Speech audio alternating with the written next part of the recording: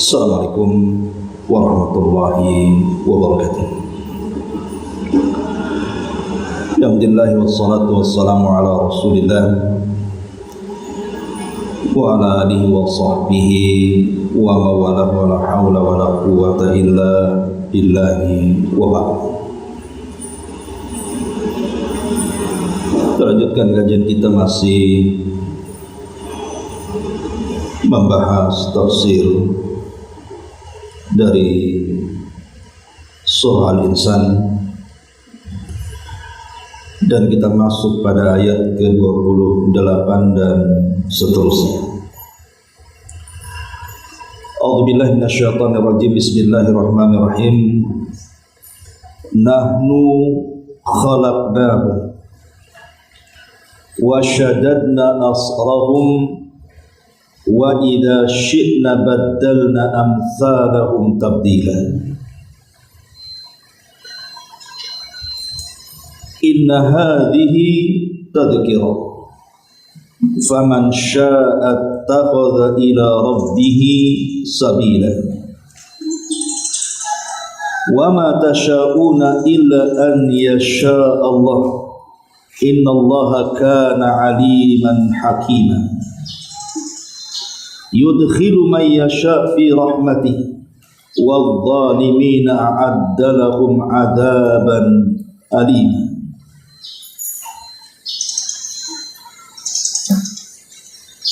Setelah Allah Subhanahu wa taala menyebutkan tentang orang-orang yang lebih mendahulukan kehidupan dunia dan mencintai kehidupan dunia dibandingkan akhirat, maka di sini Allah singgung tentang penciptaan kita. Nahnu khalaqnahum, kami telah menciptakan mereka. Wa shaddadna asrahum, dan menguatkan persendian tubuh-tubuh mereka. Wa idza syi'na baddalna amsalahum tabdila. Apabila kami menghendaki, sungguh kami bisa mengganti mereka dengan orang-orang yang serupa dengan mereka. Ma'asyiral muslimat yang dimuliakan Allah Subhanahu wa taala. Di sini Allah Subhanahu wa taala menyinggung soal penciptaan kita. Bagaimana Allah Subhanahu wa taala ketika menciptakan kita itu sangat teliti sekali. Dan tidak main-main. Mulai dari segumpal sperma sampai kemudian menjadi manusia, Allah kuatkan segalanya. Mulai dari tulang-tulangnya, sendi-sendinya, dan begitu seterusnya, termasuk kepada kecerdasan. Tentu tujuannya adalah agar manusia itu mengingat siapa yang telah menciptakannya. Dan apa tujuannya? Dari sini Allah Subhanahu wa taala singgung bahwa kita semua diciptakan Allah dengan sebaik-baiknya, maka sudah selayaknya kita menjadi manusia-manusia yang menurut dengan perintah penciptanya. Dan tujuan Allah menciptakan kita cuma satu, untuk beribadah kepada Allah Subhanahu wa taala. Artinya penciptaan kita ini adalah tujuannya untuk akhirat. Makanya sebagian para ulama ketika bicara tentang hikmah yang paling tinggi dari penciptaan manusia itu, ada beberapa poin yang harus diketahui. Pertama, manusia diciptakan karena sebuah hikmah dan tidak diciptakan sia-sia. Yang kedua, bahwa hikmah diciptakan seluruh manusia untuk satu tujuan. Dan hikmah penciptaan manusia itu sangat erat berkaitan dengan dunia sampai ke akhirat. dan hikmah itu tidak diketahui kecuali Allah Subhanahu wa ta'ala. Dan inti daripada hikmah itu adalah ibadah. Dan ibadah itu sebuah ujian yang Allah ujikan kepada manusia. Apakah dia sanggup dengan taufik dari Allah melakukannya, ataukah dia mengikuti hawa nafsunya. Makanya ayat sebelum ayat ini menyinggung orang-orang yang lebih mencintai kehidupan dunia dibandingkan akhirat. Maka Allah ingatkan, bukan itu tujuan aku menciptakan kalian. Sebab kalau itu yang kalian lakukan, bisa saja kalian ganti dengan manusia lainnya. Makanya Allah mengatakan, wa idza syi'na baddalna amsalahum tabdila. Dan sungguh kami kalau menghendaki, sungguh kami akan mengganti mereka yang lebih mengutamakan kehidupan dunia dengan orang-orang yang serupa dengan mereka tetapi mementingkan akhirat. Ma'asyiral muslimat yang dimuliakan Allah Subhanahu wa ta'ala, memang terjadi silang pendapat. Apa yang dimaksud kalimat wa idza syi'na baddalna amsalahum tabdila? Apabila kami menghendaki, sungguh-sungguh mengganti mereka dengan orang-orang yang serupa dengan mereka. Pendapat yang pertama, maksudnya adalah kehidupan akhir. Jadi Allah Subhanahu wa ta'ala setelah mewafatkan manusia, maka Allah Subhanahu wa ta'ala akan menciptakan kembali mereka dengan rupa yang berbeda. Jadi postur tubuh saya, ibu atau siapapun yang sekarang ini hidup di permukaan bumi,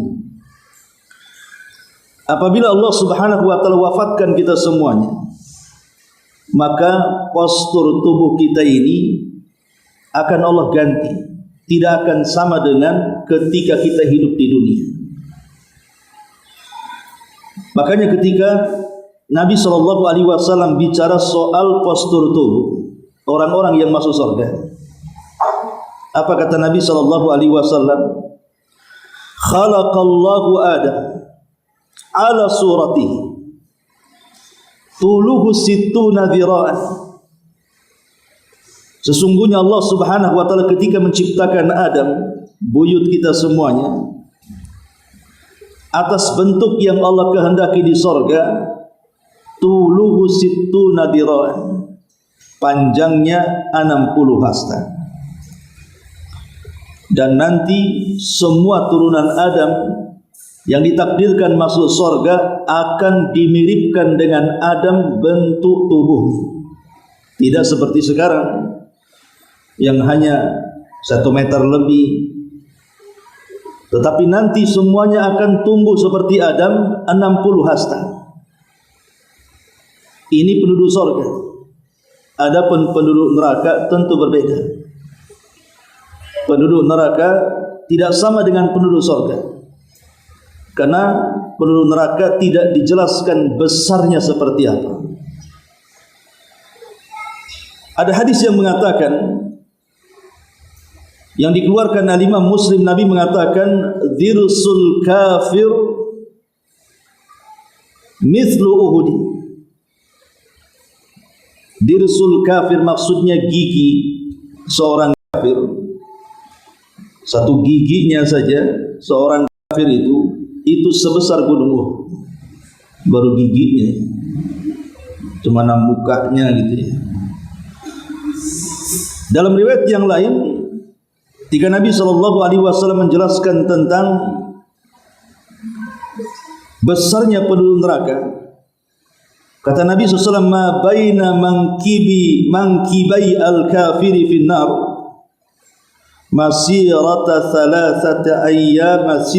thalathati ayyamin lirraqibil muslim. Kata Nabi SAW, di antara dua bahu orang kafir itu perjalanan 3 hari orang yang mengendarai dengan sangat cepat sekali. Antara bahu sini ke sini, ya. Itu seperti orang mengendarai dengan sangat cepat selama 3 hari. Ini menggambarkan bahwa penduduk neraka itu jauh lebih besar dibandingkan penduduk surga. Adapun hikmahnya kenapa kemudian dibesarkan, sebagian ulama mengatakan supaya mudah untuk diazab, mudah untuk disiksa. Inilah yang kemudian dikatakan dalam Al-Quran, wa idza syi'na baddalna amsalahum tabdila. Apabila kami berkehendak, kami sungguh mengganti mereka dengan orang-orang yang serupa dengan mereka. Maksudnya mengganti di sini, mengganti setelah kematian. Mereka dihidupkan tetapi diganti postur tubuhnya. Ini satu penafsiran.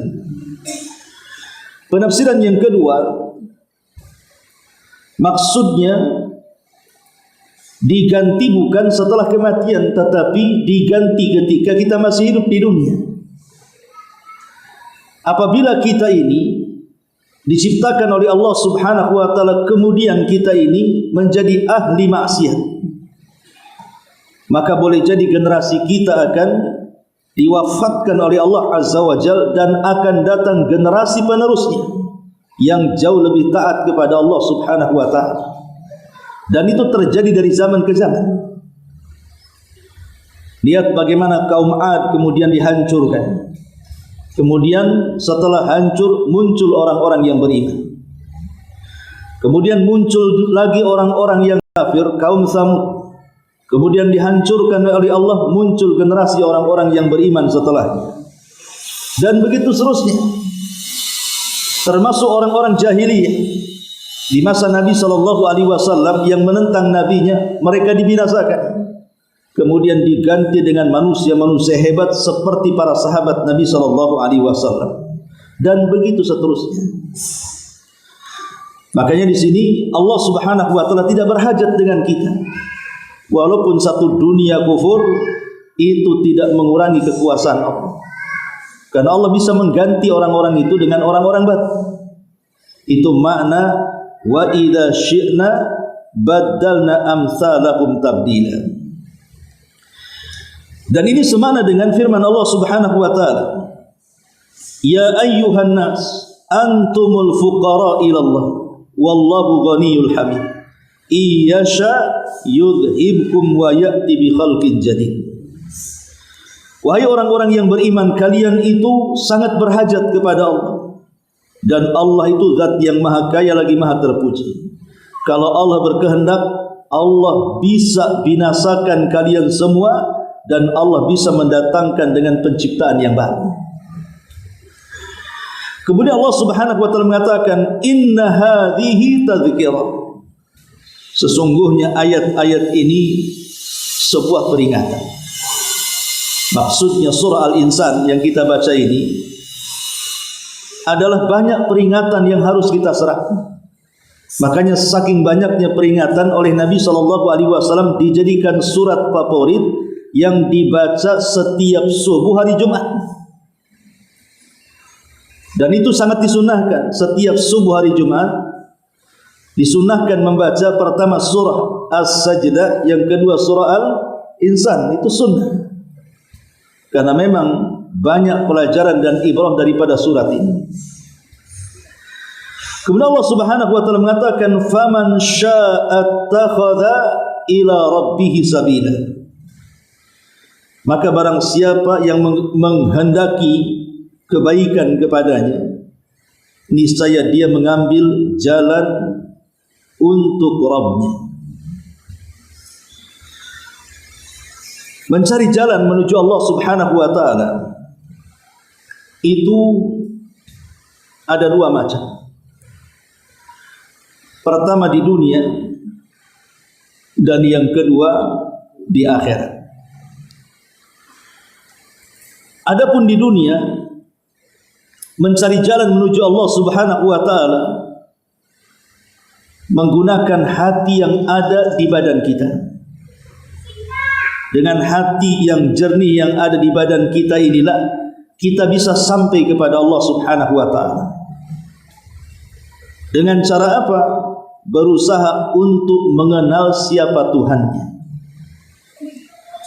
Kalau sudah betul-betul hati kita mengenal siapa Tuhan kita, maka pasti kita akan sampai kepada Allah Subhanahu wa taala. Makanya Rasul mengatakan dalam sebuah asar dikatakan, Ibnu Adam utlubni tajidni, fa in wajadtani wajadta kulla syai'in, wa in fukka fataka kulla syai'in. Wahai anak Adam, carilah aku, niscaya engkau akan mendapatiku. Dan jika engkau sudah mendapatiku, maka engkau akan mendapatkan segala sesuatu. Tapi kalau luput engkau tidak mendapatkan diriku, maka engkau tidak akan mendapatkan segala sesuatu itu. Sebagian ulama mengatakan, mengambil dalil daripada asar ini, bahwa kalau kita ingin sampai kepada Allah Subhanahu wa taala di dunia, maka gunakan hati kita untuk berkomunikasi dengan Allah Subhanahu wa taala. Salah satunya adalah ketika kita sedang salat. Hati yang khusyuk dalam salat, yang penuh dengan tumakninah gerakannya, maka dia sedang menghubungkan diri dengan Allah Subhanahu wa taala. Makanya salat disebut salat itu karena ada silah, ada hubungan. Dan Allah Subhanahu wa taala juga mengatakan dalam Quran, ketika Allah Subhanahu wa taala menjelaskan bahwa salat itu sangat berat kecuali bagi orang-orang yang khusyuk. Kemudian Allah mengatakan, siapa orang yang khusyuk itu? Alladzina yadhunnuna annahum mulaqu rabbihim. Orang-orang yang yakin ketika salatnya dia sedang berkomunikasi dengan Allah Subhanahu wa taala. Dan khusyuk itu letaknya di mana? Di hati. Letak khusyuk itu ada di hati. Ini kalau kita ingin mencapai kepada hubung baik kita dengan Allah Subhanahu wa taala di dunia, maka gunakan dengan hati, dengan khusyuk, tumakninah dan begitu seterusnya. Yang kedua, di akhirat. Afwan, masih yang pertama masih dunia. Dan ulama membagi menjadi 3 perkara. Kalau ingin kita sampai kepada Allah Subhanahu wa taala, lakukan 3 perkara. Di dunia kalau kita ingin sampai kepada Allah Subhanahu wa taala, lakukan 3 perkara. Yang pertama, perbaiki Islam kita. Yang kedua, perbaiki iman kita. Dan yang ketiga, perbaiki ihsan kita. Itulah tingkatan-tingkatan ketika kita menuju Allah Subhanahu wa taala. Pertama, perbaiki Islam kita. Jangan sampai kita mati dalam kondisi kafir. Allah Subhanahu wa taala mengatakan, wala tamutunna illa wa antum muslimun. Janganlah kalian mati kecuali dalam kondisi Islam. Karena orang yang terus memperbaiki Islamnya sampai kemudian dia meninggal, maka dia akan tercegah dari masuk ke dalam neraka. Barang siapa yang memperbaiki Islamnya sampai kematiannya, maka dipastikan neraka tidak akan menyambutnya. Dan dipastikan ketika neraka tidak menyambutnya, surga yang menyambutnya. Ini yang pertama. Kemudian yang kedua, perbaiki iman kita. Kalau kita terus memupuk iman kita ini sampai kematian kita, maka bukan hanya sekedar neraka tidak akan menyambutnya, artinya tidak akan masuk ke dalam neraka, tapi lebih daripada itu, dia akan selamat total dari neraka. Karena kalau yang pertama hanya Islam saja, tapi iman kurang diperbaiki, memang neraka tidak akan menyambutnya. Bukan berarti kemudian dia selamat dari neraka. Dia bisa masuk tapi keluar lagi. Tapi kalau sampai memperbaiki iman total, dia tidak akan masuk neraka. Jadi ya, kalau Islam saja masih ada kemungkinan masuk neraka, walaupun neraka tidak mungkin mengekalkannya. Tapi yang kedua ini total sama sekali, menyentuh neraka pun tidak. Kemudian yang ketiga, perbaiki ihsan kita. Karena ihsan kita ini yang mengangkat derajat kita di sorga. Bukan hanya kita terbebas total dari neraka, dimasukkan ke dalam sorga, tapi juga ada tambahan. Dia diizinkan untuk terus memandang Rabbnya. Inilah 3 perkara caranya kita sampai kepada Allah Subhanahu wa ta'ala dari 3 jalur ini. Islam. Dengan Islam berarti kita tidak dikekalkan di neraka, bukan berarti tidak masuk neraka. Masuk tapi tidak dikekalkan. Kemudian meningkat kepada iman, bukan hanya tidak dikekalkan, tidak masuk pun ke neraka. Kemudian yang ihsan ini dimasukkan ke dalam sorga dan diangkat derajatnya di sorga. Inilah 3 perkara yang bisa menghubungkan kepada jalan Allah Subhanahu wa ta'ala. Dan itu kalau dirangkum dari 3 perkara ini adalah dengan senantiasa menjaga dari hal-hal yang telah diwajibkan Allah kepada kita, kemudian lanjutkan dengan yang sunnah-sunnah yang diperintahkan kepada kita. Ma'asyiral muslimat yang dimuliakan Allah Subhanahu wa ta'ala. Kemudian Allah mengatakan, "Wa ma tasyauna illa an yasha Allah. Innallaha kana aliman hakim." Dan kamu tidak mampu menempuh jalan itu. Maksudnya menempuh jalan menuju Allah Subhanahu wa ta'ala, kecuali bila dikehendaki oleh Allah Subhanahu wa ta'ala. Sungguh Allah Maha mengetahui lagi Maha bijaksana. Kita tahu bahwa geraknya kita untuk menuju jalan Allah dengan cara beribadah, seperti ibulah melangkahkan kaki dari rumah ke sini, itu tidak mungkin terjadi kecuali karena taufik dari Allah Subhanahu wa ta'ala. Betapa banyak orang-orang yang diberikan kesehatan, diberikan waktu luang, tidak ada kegiatan, mereka tidak bisa sampai di pengajian sini.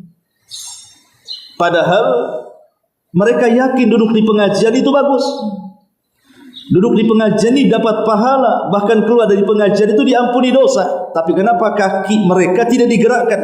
Hanya ibu-ibu saja digerakkan ke sini. Itulah yang Allah mengatakan, "Wa ma tasyauna illa an yasha Allah." Dan kamu tidak mampu menempuh jalan itu, maksudnya jalan kebaikan, kecuali semua berputar kepada kehendak Allah. Abu Talib bukan tidak percaya Islam itu agama yang paling hak. Percaya dia, bahkan yakin. Abu Talib mengatakan sendiri dengan lisan, tidak ada agama yang lebih mulia melebihi agama yang dibawa Muhammad. Itu ucapan Abu Talib. Tapi kenapa Abu Talib tidak masuk Islam? Padahal dia sudah yakin agama Islam agama yang hak. Agama Islam adalah agama yang paling benar. Agama Islam adalah agama yang paling mulia. Bahkan dia izinkan putranya Ali untuk masuk Islam. Ketika Abu Talib menjelang kematiannya, Nabi SAW berusaha untuk mengajak dia masuk Islam, tapi dia menolaknya. Siapa yang menjadikan Abu Talib menolak? Itu semua karena taufik dari Allah Subhanahu wa ta'ala. Kalau Allah tidak berkehendak, tidak mungkin terjadi, walaupun kita berkehendak. Tapi kalau Allah Subhanahu wa ta'ala sudah berkehendak, pasti terjadi walaupun kita tidak berkehendak. Itulah yang terjadi dengan Abu Talib. Makanya segala sesuatu yang menempuh jalan Allah Subhanahu wa ta'ala itu tidak mungkin terjadi kecuali karena izin dari Allah Subhanahu wa ta'ala. Inilah kenapa dalam setiap solat kita minimalnya 17 kali dalam sehari itu kita senantiasa membaca iyyaka na'bud wa iyyaka nasta'in. hanya kepadamu ya Rabb kami meminta pertolongan, dan hanya kepadamu ya Rabb kami menyembah, dan hanya kepadamu ya Rabb kami meminta pertolongan. Sebenarnya meminta pertolongan itu bagian daripada sesembahan, bagian daripada ibadah. Tapi kenapa kemudian dikeluarkan dari ibadah? Kan seandainya Allah mengatakan iyyaka na'budu, itu sudah cukup sebenarnya. Karena isti'anah meminta pertolongan kepada Allah itu bagian daripada ibadah.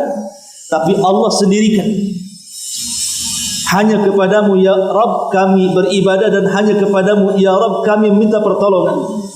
Karena ibadah tidak mungkin terjadi kecuali karena pertolongan Allah Subhanahu wa ta'ala. Makanya kita meminta pertolongan kepada Allah agar kita bisa melaksanakan ibadah. Tanpa pertolongan Allah kita tidak mungkin bergerak. Jangan lagi ibadah, melangkah pun tidak. Nah, dari sini kita tahu bahwa segala sesuatu itu atas kehendak Allah Subhanahu wa ta'ala. Walaupun kita ini punya kehendak, tapi kehendak kita juga harus mengikut kehendak Allah Subhanahu wa ta'ala. Ma'asyiral muslimat yang dimuliakan Allah Subhanahu wa ta'ala. Kemudian Allah mengatakan yudkhilu ma yasha, dan memasukkan sesiapa saja fi rahmatihi, dalam rahmatnya. Wadh-dhalimina a'adda lahum adzaban alim, dan bagi orang-orang zalim disediakan azab yang pedih bagi mereka. Ada yang mengatakan yang dimaksud rahmat dalam ayat ini adalah hidayah. Jadi hidayah itu sebuah rahmat.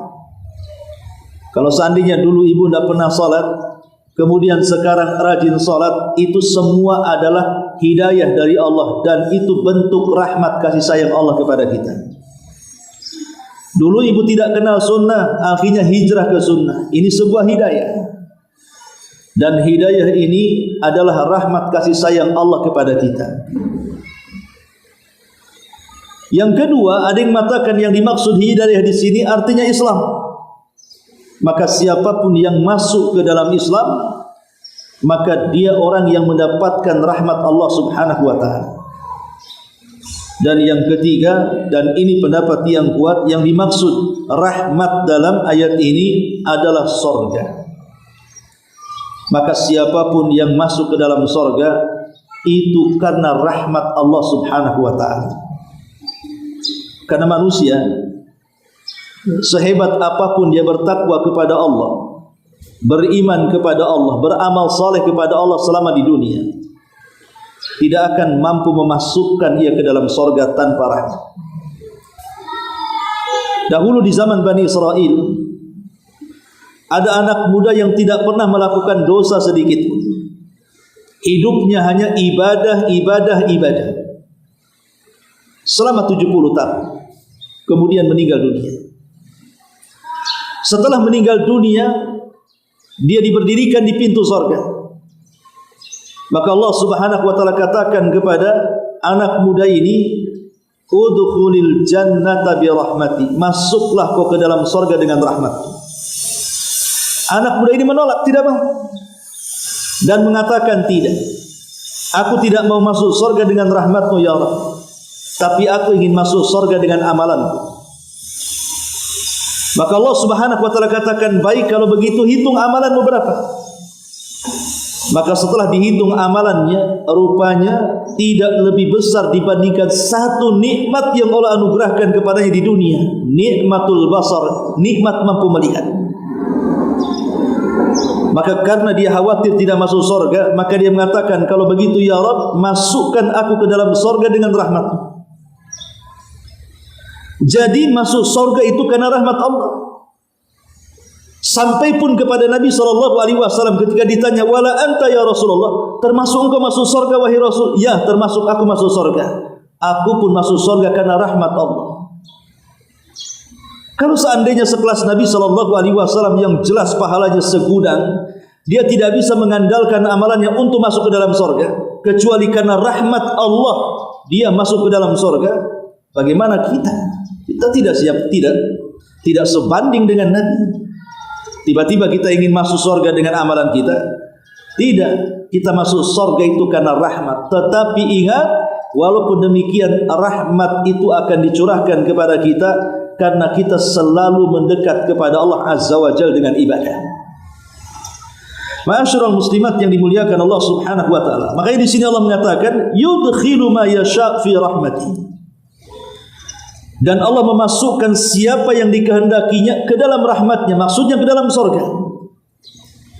Wadh-dhalimina 'adda lahum 'adzaban alim. Sementara orang-orang zalim telah disediakan azab yang pedih masuknya, maksudnya neraka. Ma'asyiral muslimat yang dimuliakan Allah Subhanahu wa taala, tentu rahmat Allah ini sangat luas yang Allah berikan kepada hamba-hambanya. Di antara perkara-perkara yang bisa meraih rahmat Allah Subhanahu wa taala, pertama, taqwallahi azza wa jalla.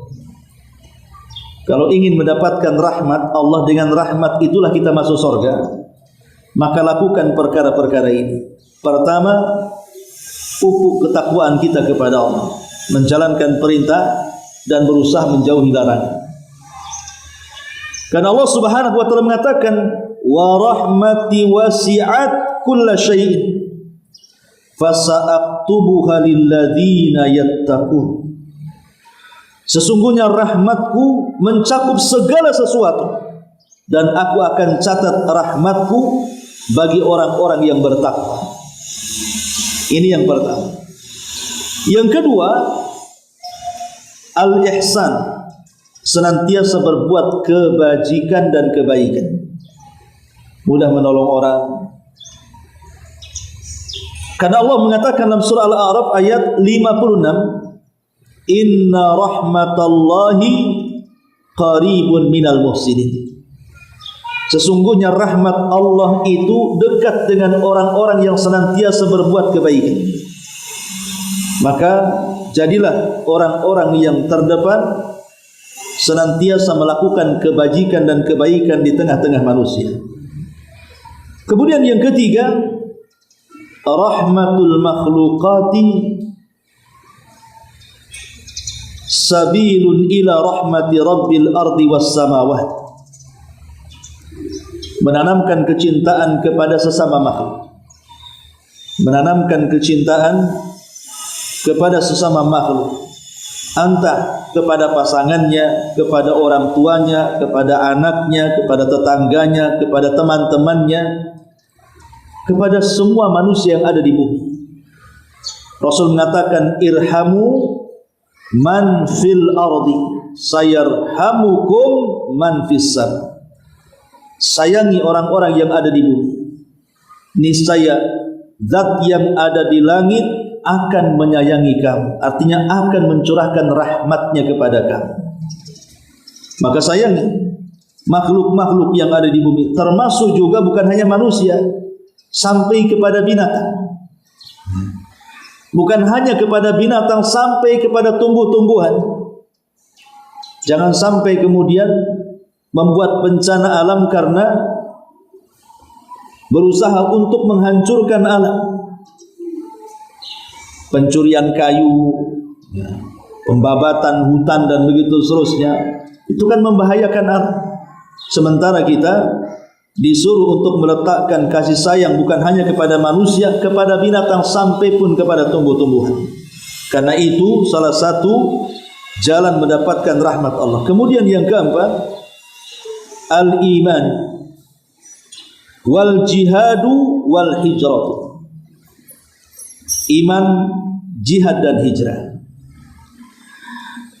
Allah Subhanahu wa taala mengatakan dalam surah Al-Baqarah 218, innal ladzina amanu wal ladzina hajaru wa jahadu fi sabilillah ulaika yarjuna rahmatallahi wallahu ghafurur rahim. Sesungguhnya orang-orang yang beriman, kemudian berhijrah, kemudian berjihad di jalan Allah, mereka lah orang-orang yang senantiasa mengharap rahmat Allah Subhanahu wa taala, dan Allah zat yang Maha Pengampun lagi Maha Penyayang.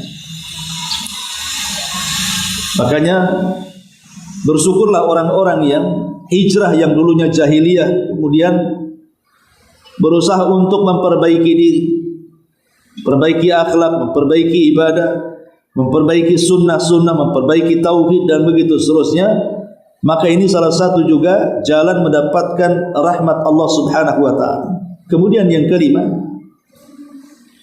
iqamus salati wa ita'uz zakati wa ta'atur rasuli sallallahu alaihi wasallam.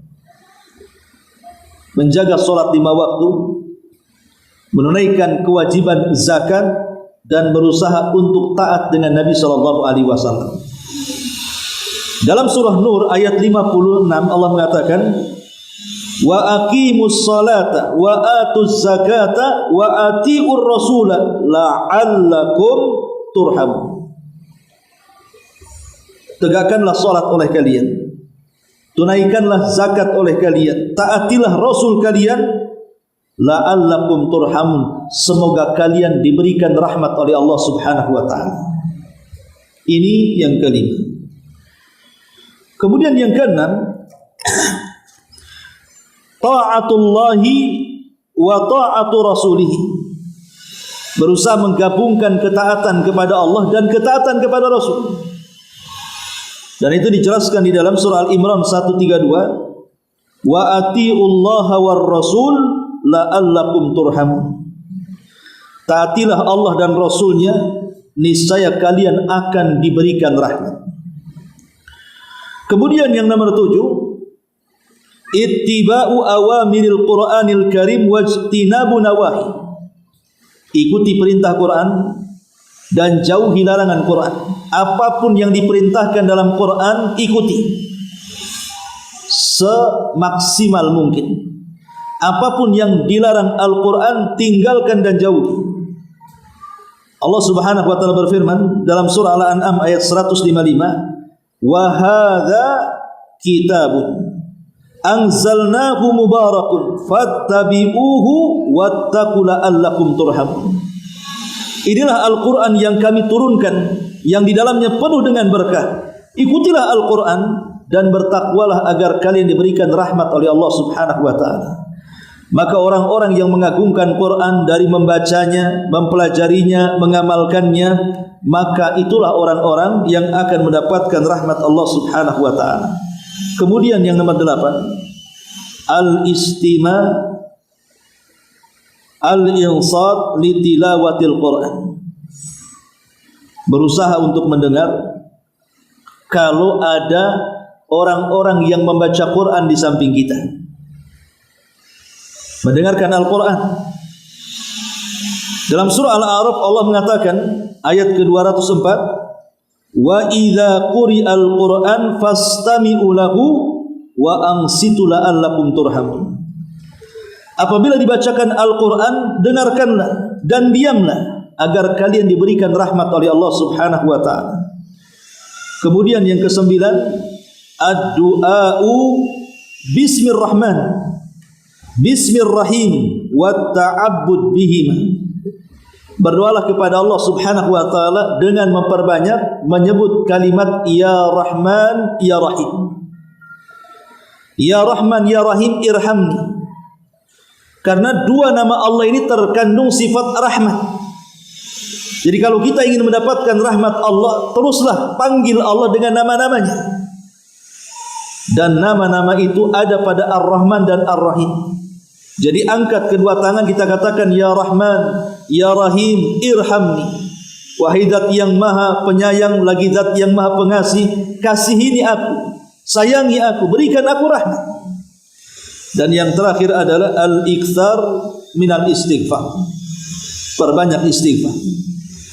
Dalam surah An-Naml ayat 46 Allah mengatakan, laula tastaghfirunallaha la'allakum turhamun.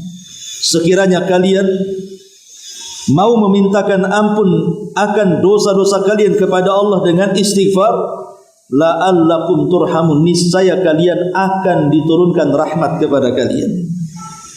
Inilah 10 perkara yang disebutkan para ulama untuk mengundang rahmat Allah. Kalau kita ingin masuk ke dalam sorga, undang rahmat itu kepada kita, baru kita akan masuk ke dalam sorga. Karena Allah tidak memasukkan kita ke sorga kecuali karena rahmatnya. Oleh karena itulah kejar rahmat Allah dengan cara apa? Dengan 10 perkara ini. Ini dari kalimat yudkhilu ma yasha fi rahmati. Dan Allah tutup ayatnya wadh-dhalimina a'adda lakum adzaban alima. Dan untuk orang-orang zalim kami sediakan untuk mereka azab yang sangat pedih. Yang dimaksud azab pedih bagi orang-orang yang zalim itu 3. Pertama azab dunia, yang kedua azab di alam barzakh, dan yang ketiga azab di neraka. Orang-orang zalim mereka akan terkena 3 azab di 3 alam, alam dunia, alam barzakh, dan alam akhirat. Adapun azab di dunia berupa kesempitan hatinya, sehingga ketika hati ini sempit maka hilang kebahagiaan dalam kehidupannya. Betapa banyak orang-orang yang stres berujung kepada bunuh diri, mengakhiri hidupnya sia-sia, merasa tidak ada masa depan dalam kehidupannya, merasa tidak berguna hidupnya. Ini azab di dunia yang seperti ini. Allah berikan kesempitan dada, hidupnya tidak akan pernah tenang, walaupun mungkin rumahnya besar, walaupun pasangannya cantik dan ganteng, walaupun hartanya melimpah, walaupun tinggi pangkat dan jabatannya. Tapi kalau dia orang zalim, maka Allah akan timpakan azab di dunia dengan dicabutnya ketenangan dalam hati dengan cara disempitkan hatinya. Makanya Syekhul Islam Ibnu Taimiyah rahimahullah taala mengatakan, "Man lam yadkhulil jannata fid dunya, lam yadkhulil jannata fil akhirah." Siapapun yang tidak masuk surga dunia, selamanya tidak akan masuk surga akhirat. Kemudian ditanya, apa yang dimaksud surga dunia wahai Syekh? Maka dia mengatakan itmi'nanul qalbi. Surga dunia itu adanya ketenangan dalam hati. Ketika hati tenang, salat tenang. Ketika hati tenang, baca Quran tenang. Ketika hati tenang, ibu melayani suami bisa tenang, mendidik anak bisa tenang, segala sesuatu bisa teruraikan. Itulah surga dunia. Tapi nerakanya dunia terbalik, hatinya sempit. Ketika hati sempit itu malas semuanya, solat malas, puasa malas, semuanya malas. Bahkan tidak ada kehidupan yang nyaman lagi di dunia. Sehingga saya katakan dari awal, betapa banyak orang-orang yang mereka mengakhiri hidupnya itu karena banyak masalah. Masalah itulah yang menyempitkan dada. Ketika sempit dadanya, sempit pikirannya, akhirnya mencari jalan pintas untuk menyelesaikannya, padahal itu jalan panjang yang harus dilaluinya. Nah, ini azab yang pertama. Di dunia ada disempitkan dadanya, atau memang azab betulan, bukan hanya disempitkan dadanya saja, memang dikirim azab oleh Allah. Boleh jadi dalam bentuk tsunami, dalam bentuk zilzal, gempa, dalam bentuk banjir, angin, dan begitu seterusnya. Itulah Allah Subhanahu wa taala menimpakan azab kepada orang-orang zalim di dunia sebelum akhirat. Karena Allah Rasul mengatakan ma min dzambin ajjalallahu uqubatahu fid dunya qabla al-akhirah al-baghi wa qati'ati rahim. Dosa yang disegerakan di dunia sebelum akhirat salah satunya adalah kezaliman. Yang kedua, azab setelah kematian yang disebut dengan azab kubur. Orang-orang zalim mereka tidak akan selamat dari azab kubur.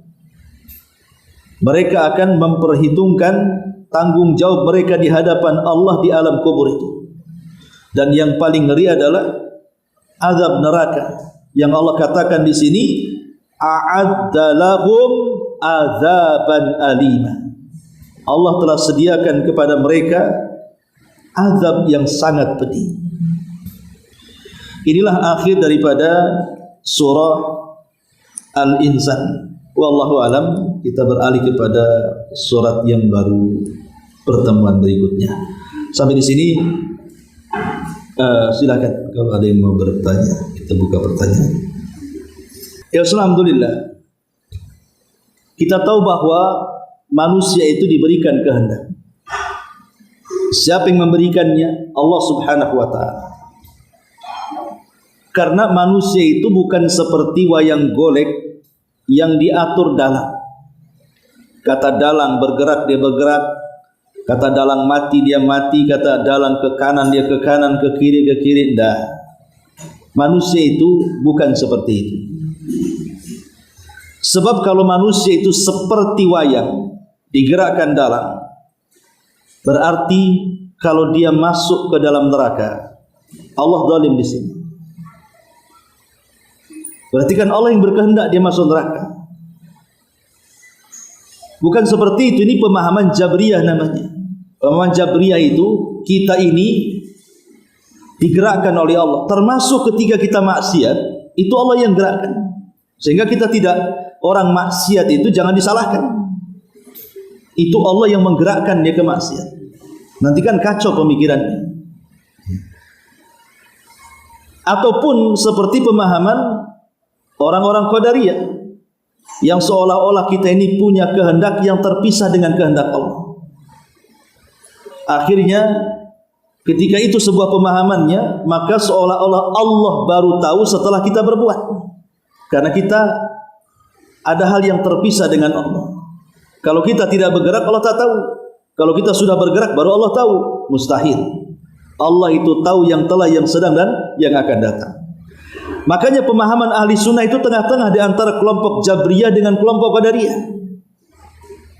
Di antaranya adalah bahwa Allah punya kehendak. Manusia diberikan kehendak, tetapi kehendak manusia tetap terkontrol dengan kehendak Allah. Maksudnya begini.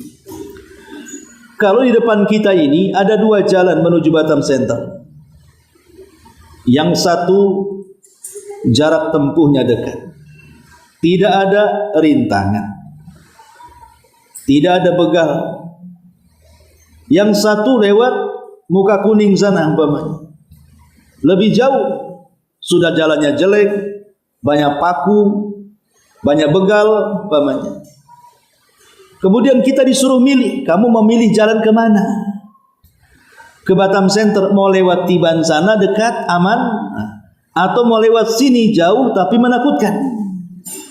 Tentu kan kita bisa milih. Gak mungkin dipaksa harus ke jalan situ. Ya kita ada pilihan, ya kita cari yang dekat. Yang dekat dan aman, itu kehendak kita. Sama juga Allah Subhanahu wa ta'ala sudah memberikan kepada kita dua pilihan. Ini ada api, ini ada air. Ini ada sorga, ini ada neraka. Kau milih mana? Ini jalan ketaatan, ini jalan kemaksiatan. Yang ketaatan jalan ke sorga, yang kemaksiatan jalan ke neraka. Kan kita bisa milih itu. Dari mana kita bisa milih? Karena Allah Subhanahu wa ta'ala sudah menganugerahkan kepada badan kita alat untuk memilih. Allah berikan mata, Allah berikan telinga, Allah berikan lisan, Allah berikan akal pikiran. Itu semua alat untuk memilih sebenarnya. Tapi kalau seandainya kita memilih yang buruk, berarti itu kehendak kita. Sebagaimana kalau kita memilih yang baik, itu juga kehendak kita. Tapi dua kehendak ini tetap dikontrol oleh kehendak Allah. Bukan berarti kita memilih jalan ini karena mengikuti catatan, tidak. Pemanya tadi contohnya, kenapa Abu Thalib dia masuk neraka padahal mengaku Islam? Apakah dia mengikuti catatannya di Lauhil Mahfuz? Tidak. Dia mengikuti kehendaknya. Yang kehendak itu tidak lepas dari kehendak Allah Subhanahu wa ta'ala. Sebab kalau seandainya semua manusia mengikuti catatannya, catatan Allah Subhanahu wa ta'ala, berarti manusia itu dipaksa namanya. Harus mengikut catatan. Kenapa Abu Thalib mati? Ya memang catatannya seperti itu, harus kafir. Kenapa Fir'aun kafir? Ya memang begitu catatannya. Anda bisa. Pertama, karena kita tidak tahu catatan kita. Emangnya tahu saya ibu catatan kita di surga kayak apa? Kan nggak tahu. Makanya ketika sahabat mengatakan, ya Rasulullah, kalau memang kita sudah ditakdirkan, maknanya sudah dicatat, masuk neraka, buat apa kami beramal katanya. Atau kalau seandainya kami sudah dicatat masuk surga katanya, ya sudah leha-leha saja, toh juga ujungnya masuk surga. Maka Nabi SAW mengatakan, bukan cara seperti itu yang kalian lakukan. Bukan mengandalkan kepada catatan, karena kalian tidak tahu catatan kalian. Maka di ujung hadis mengatakan, i'malu, beramalah kalian. Beramalah kalian. Fa innakum muyassarun lima khuliqtum. Karena kalian akan dimudahkan dengan amalan itu, apakah masuk ke dalam surga ataukah masuk ke dalam neraka. Kemudian Allah firmankan, fa amma man a'ta wattaqa wa saddaqa bil husna fasanuyassiruhu lil yusra wa amma man bakhila wastagna wa kadzdzaba bil husna fasanuyassiruhu lil usra. Barang siapa dalam kehidupannya dia memilih untuk bertakwa, untuk memberi dengan hartanya, dengan ilmunya, dengan pengetahuannya, dengan apa sajalah memberi, didasari dengan ketakwaan dan mengharap surga Allah Subhanahu wa taala, jalan dia sudah mudah ke surga, Allah mudahkan lagi. Tapi barang siapa yang mendustakan, bakhil dan mendustakan dan tidak yakin dengan neraka, maka jalan dia sudah sulit masuk surga, Allah sulitkan lagi. Jadi Allah itu mengikuti kehendak kita. Kita ini mau milih kemana? Kalau kehendak kita milih ke surga, Allah mudahkan jalan itu. Kalau kita milih ke neraka, Allah mudahkan. Makanya Allah mengatakan, nuwallihi ma tawalla. Kami akan palingkan sesuai kehendak dia berpaling. Jadi bukan Allah yang mendorong dia untuk berpaling. Allah lihat dulu, kau mau kemana nih? Ke surga? Oke, saya mudahkan kau jalan ke surga. Kau mau kemana? Ke neraka? Baik, aku akan mudahkan kau masuk neraka. Jadi semua kembali kepada kehendak kita. Baru kehendak kita itu di bawah dengan kehendak Allah Subhanahu wa ta'ala. Itulah pemahaman ahli sunnah wal jamaah yang berbeda dengan pemahaman Qadariyah dan pemahaman Jabriyah. Bahwa kita punya kehendak, Allah juga punya kehendak, tapi kehendak kita tidak lepas daripada kehendak Allah Subhanahu wa ta'ala. Wallahu a'lam. Ustaz, berkaitan dengan rahmat tadi Ustaz, bahwa wanita yang disangkakan untuk itu kan Allah lakukan, artinya putus rahmat dari Allah. Yang dimaksud dengan rahmat di sini itu apa ya Ustaznya? Terus juga bagaimana dengan wanita-wanita yang melakukan safar mondok misalnya tanpa mahram, itu dalam rangka bertolak ilmu Ustaz? Iya, alhamdulillah. Rahmat itu lawan daripada laknat. Karena laknat itu dijauhkan dari rahmat, sementara rahmat itu dijauhkan dari laknat. Jadi itu dua kata yang berlawanan, laknat dan rahmat. Maksudnya orang-orang yang dilaknat arti dijauhkan daripada rahmat, berarti didekatkan dengan azab. Maksudnya orang mendapatkan rahmat dijauhkan dari laknat, berarti dijauhkan dari azab. Itu antara laknat dan rahmat. Ya tentunya terkadang seseorang mendapatkan rahmat dari jalur ini, dari jalur itu dia tidak mendapatkannya. Rahmat Allah kan luas, tidak mesti dari jalur ini, bisa dari jalur yang lainnya. Semakin banyak dia mencari jalur di situ ada rahmat, maka semakin luas rahmat Allah dicurahkan kepada kita. Semakin dekat kita dengan perkara-perkara laknat dan memperbanyak perkara laknat, maka semakin jauh kita dari rahmat Allah Subhanahu wa ta'ala. Adapun tentang wanita-wanita yang safar tanpa mahram, ya memang sudah jelas dalam hadis Nabi SAW, la tusafir imra'atun illa ma'adhi mahram. Tidak boleh seorang wanita safar kecuali dengan mahram. Maksudnya di sini masafah safar, dalam jarak yang memang ditempuh adanya qasar dan jamak. Tapi kalau bukan safar, kayak mamanya ibu nih dari Batam Center ke Nongsa, dari Batu Aji ke Nongsa, dari Batu Aji ke Batam Center, pokoknya wilayah Batam sampai ke Barelang sana, ya tidak perlu mahram. Tapi kalau pakai mahram ya bagus. Kenapa? Karena masafahnya bukan masafah safar, jaraknya bukan jarak safar. Lain kalau seandainya dari Batam ke Tanjung Pinang, Tanjung Uban, Natuna, Anambas dan yang semacamnya, itu kan jaraknya sudah safar tuh, yang sudah disyariatkan qasar salat. Maka itulah perlunya mahram di situ. Itulah kenapa Islam sangat menjaga kehormatan wanita. Adapun tentang anak-anak yang berada di pesantren yang nun jauh di sana, yang boleh jadi tidak ada mahram, ini ada fatwa tersendiri para ulama. Jadi para ulama kontemporer, karena di zaman Rasul kan nggak ada yang seperti ini, sehingga ini harus diberikan fatwa kepada ulama. Maka ulama kontemporer membolehkan anak-anak itu di pesantren walaupun jauh dari rumah, selama kita meyakini keamanannya. Karena banyak juga pesantren-pesantren atau sekolah-sekolah tidak aman.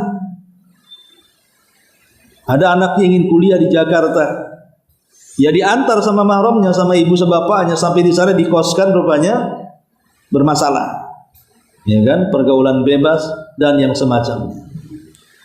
Maka kalau tempatnya aman, tidak diganggu, maslahatnya jelas, maka dibolehkan dengan catatan ketika mengantar dan pulangnya pakai mahram. Kita antar pakai mahram, letak situ, kemudian pulang. Sama dengan kasusnya, kalau tidak salah saya bin Bas, siapa ditanya tentang seorang wanita yang safar. Wanita yang safar, sementara tidak ada yang mengantar, mahramnya tidak bisa mengantarkan, tapi dia harus mendesak, harus pergi juga. Karena ada sebuah hal kepentingan yang tidak bisa, tidak kecuali berangkat. Maka beliau mengatakan, antar pakai mahram ke bandara. Tunggu dia sampai masuk pesawat. Nanti setelah sampai, jemput oleh mahram yang ada di sana. Dengan catatan selama merasa aman di atas pesawat. Memang ini terjadi silang pendapat di antara ulama kontemporer, ya kan? Tapi ada rukhsah seperti itu. Lah kasusnya juga sama dengan orang yang meletakkan anak-anak di luar masafah safar sana, di luar jarak yang sudah jarak tempuh safar, boleh selama aman di perjalanannya dan aman di tempatnya. Jadi kita antar pakai mahram, sudah sampai di sana, sudah biarkan, tinggal kita pantau dari sini. Wallahu a'lam. Iya, sekira cukup. Subhanallah bihamdika, asyhadu an la ilaha illa anta, astaghfiruka wa atubu ilaik. Allahu ta'ala alam. Assalamualaikum warahmatullahi wabarakatuh.